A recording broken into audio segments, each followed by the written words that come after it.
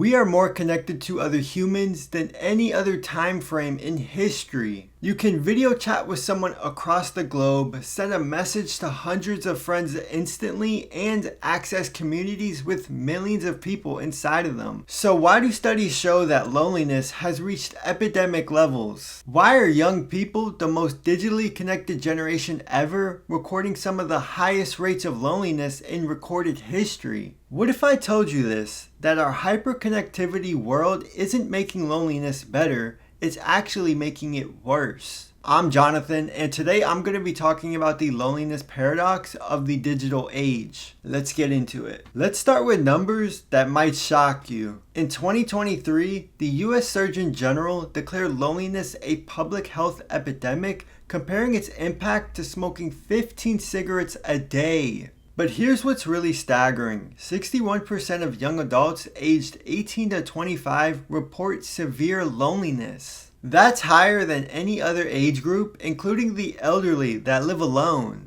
In major cities like New York, London, and Tokyo, places packed with millions of people, loneliness rates are actually higher than in smaller towns. We're literally surrounded by millions of people, but feeling more isolated than ever. Think about this. You might have 500 Facebook friends, 1,000 Instagram followers, and be a part of 20 different Discord servers. But when was the last time you had a deep conversation with someone that lasted more than 10 minutes? When was the last time you truly felt understood by someone? Here's where it gets interesting. We think we're more connected than ever, but we're actually experiencing what researchers call pseudo-intimacy, the illusion of connection without the substance. Let's say you post a photo of your morning coffee. You get 100 likes and 10 comments saying, "looks great," or fire emojis. Your brain gets a little dopamine hit. You feel seen and appreciated. But here's the problem. None of those interactions tell you anything about the people responding, nor do those people know anything meaningful about you. You've only shared a moment, but you haven't shared yourself. Or consider dating apps. Blah.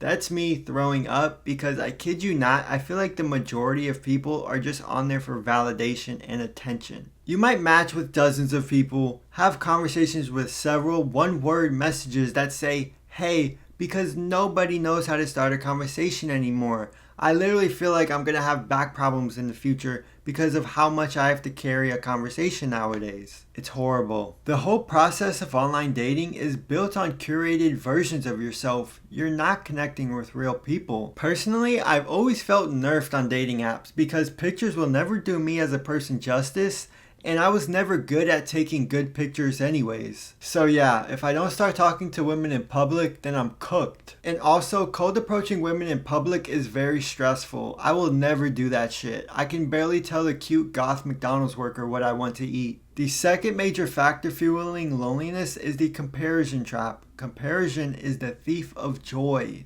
I wouldn't, but I could sit here and say, "oh, I'm so jealous of Aiden Ross who makes $500,000 a month doing shitty kick streams for 3 hours a day." Or Asmongold, who showed he made $294,000 last month on Kick doing streams in his dirty, moldy ass house. Like, genuinely good for them, but why would I sit here and compare myself to that? Why don't I just go attempt to do that if that's something I wanted to do? You have to at least try. That's just one example though. You could say the exact same for maybe you see a cool car on the road and you look in the mirror and the person driving it looks to be the same age as you. Don't sit there and beat yourself up about it. Work hard and you'll get there. Basically what I'm getting at is do not beat yourself up over that or compare yourself. You'll get there eventually. You just have to believe. You're comparing your inner experience to someone else's outer presentation. Do not do that. That can lead to depression and other things. Leon Festiger's comparison theory explains why this is so damaging. We naturally evaluate ourselves relative to others, and social media provides endless opportunities of upward social comparison. This constant action has been linked to increased depression, anxiety, and feelings of inadequacy. LinkedIn makes this even worse with professional comparisons. You see former classmates getting promotions or starting successful businesses or speaking at conferences. What you don't see is their struggles, their failures, or their moments of doubt. All you see is the announcement of their new job, but not the 6 months of rejections that they had to go through. Here's something counterintuitive. Having more options for connection might be actually making us feel lonelier. Anthropologist Robin Dunbar's research has shown that humans can maintain meaningful relationships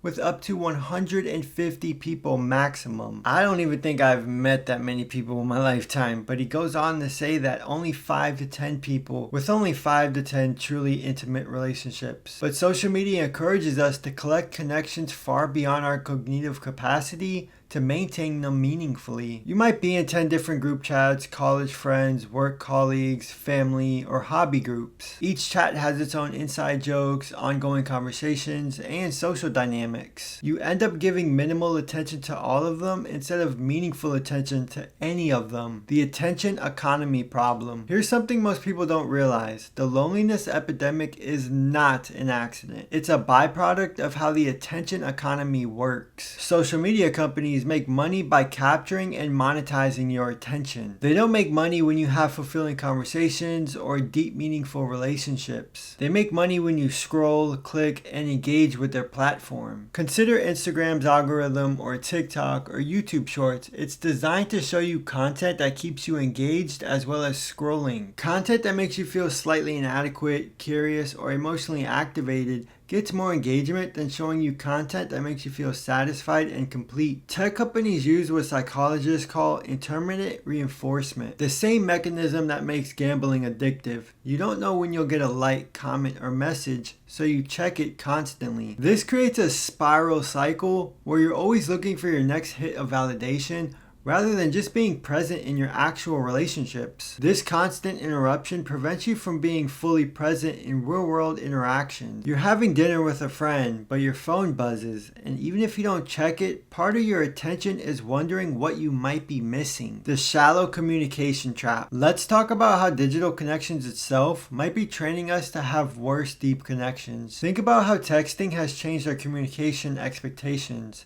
Messages are supposed to be quick, casual, and easy to respond to. If someone sends you a long, complex text about their feelings, you might just respond with a thumbs up because you don't know how to match their energy in the medium. We've optimized communication for speed and convenience, but deep connection involves time and attention. When someone is struggling with something important, they need a lot more than just a, "Hey, I'm sorry to hear that" text. Now let's talk about some solutions that can actually work. First, we need to create intentional boundaries with technology, especially our phones. Designate phone-free times during meals and social gatherings. Use do not disturb modes during focused social time. Choose one primary platform for staying connected with close friends. Schedule regular phone calls instead of relying on text. Second is actively seek out places where people gather and interact with each other, which this might mean joining clubs or groups based on interest, becoming a regular at a local coffee shop, volunteering for causes you care about, taking classes where you see the same people weekly, or joining a local run club in your city. And number 3 is intentionally practice more vulnerable communication. And number 4 is a really good one. Focus on deepening current relationships rather than constantly seeking out new ones. Research shows that having 3 really close friends is more protective against loneliness than having 30 casual acquaintances. So here's what we've learned. Loneliness isn't rising because we're antisocial or we're broken. It's rising because we're living in systems designed for efficiency and profit rather than human connections. What is your connection with loneliness and digital age? I'm really hoping we can get a good conversation going in the comments below. Also, add some tips for others to read. I really hope you guys enjoyed this video, and I really hope to see you in the next one. Peace out, guys.